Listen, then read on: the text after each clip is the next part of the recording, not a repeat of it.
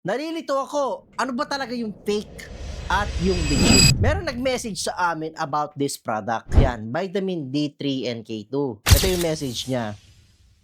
Kasi meron kami nagawa na video about fake vitamin D3 and K2.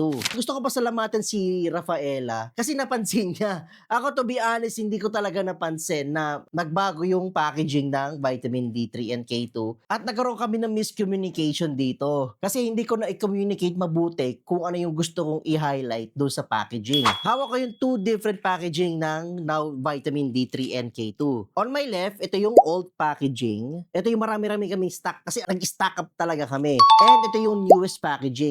Yan. Dito sa right ko. Yan ha. So kung mapansin nyo, yung old packaging, meron pa siyang dash. Ito namang isa, wala na yung dash niya. Yan, D3 and K2.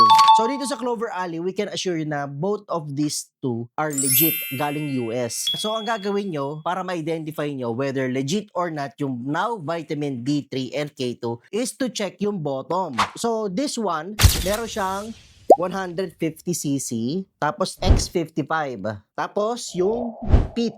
So yung doon sa newest packaging, ganun din. So ang difference lang niya ay gumamit na siya ng different type of bottle, which is yung X53, and meron pa rin siya label na PET at yung 150cc. So kami dito sa Clover Alley, what you see is what you will get. Ang makukuha nyo, yung vitamin D3 and K2 na may dash.